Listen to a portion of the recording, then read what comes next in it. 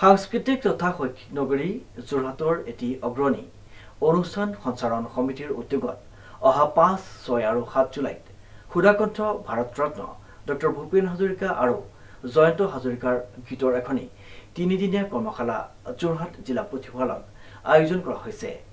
বিশিষ্ট শিল্পী মনীষা হাজৰিকা আৰু আন্তঃৰাষ্ট্ৰীয় খ্যাতিসম্পন্ন শিল্পী প্ৰকান্ত ৰাজখোৱাই সহযোগিতা আগবঢ়াব। দিনৰ 2 বজাৰ পৰা সন্ধিয়া 7 বজালৈ অনুষ্ঠিত হ'বলগীয়া কৰ্মশালাখনিত আগ্ৰহীসকলে 8761 67973 94353 53432 97073 78279 আৰু 9101548670 নম্বৰত যোগাযোগ কৰিব পাৰিব বুলি উদ্যোক্তাসকলে জনাইছে। আগবাইছো পৰৱৰ্তী বাতৰিলৈ। যোৰহাট চহৰৰ পুলিবৰ গধিয়াগাঁওস্থিত বাপুৰাম বৰা প্ৰাথমিক বিদ্যালয়ৰ সভাগৃহত কৃতি ছাত্ৰ ছাত্ৰীসকলক জনোৱা হয় এটি সম্বৰ্ধনা ও অভিনন্দন।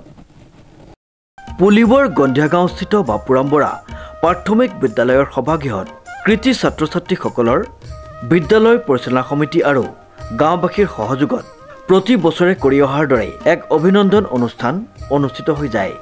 এই উপলক্ষে অনুষ্ঠিত হোৱা সভাত সভাপতিত্ব কৰে পৰিচালনা সমিতিৰ সভাপতি তথা প্ৰাক্তন আৰক্ষী বিষয়া অনিল চাৰিঙিয়াই। বিদ্যালয়ৰ কণ কণ ছাত্ৰ ছাত্ৰীৰ দ্বাৰা এটি আৰম্ভণি গীতেৰে সভাখন আৰম্ভ কৰা হয়। প্ৰায় 20জনৰো অধিক কৃতিমান ছাত্ৰ ছাত্ৰীক একোখনকৈ সম্বৰ্ধনা পত্ৰ আৰু কিতাপৰ টোপোলাৰে সম্বৰ্ধনা জ্ঞাপন কৰা হয়।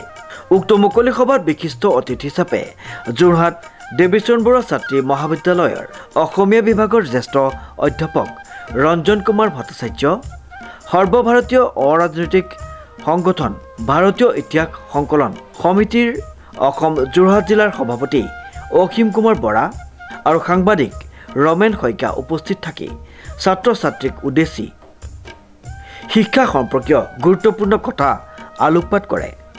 উক্ত সভাত প্ৰতিষ্ঠাপক অৱসৰপ্ৰাপ্ত প্ৰধান শিক্ষক আনন্দ বৰা, বিদ্যালয়খনৰ অৱসৰপ্ৰাপ্ত প্ৰধান শিক্ষয়িত্ৰী ৰেণু বৰা, বৰ্তমানৰ প্ৰধান শিক্ষয়িত্ৰী ৰিংকি বৰা, বিদ্যালয়ৰ প্ৰাক্তন পৰিচালনা সমিতিৰ সভাপতি প্ৰদীপ বৰা সহ কেইবাগৰাকীও গণ্যমান্য ব্যক্তি উপস্থিত আছিল। সভাৰ শেষত জাতীয় সংগীত পৰিৱেশনেৰে অনুষ্ঠানটিৰ সামৰণি পৰে। সমগ্ৰ অনুষ্ঠানটিৰ আঁতৰে 151 নং প্ৰাথমিক বিদ্যালয়ৰ প্ৰধান শিক্ষক ৰাজু গন্ধিয়াই। ব্যুৰো ৰিপৰ্ট, নিউজ নাও।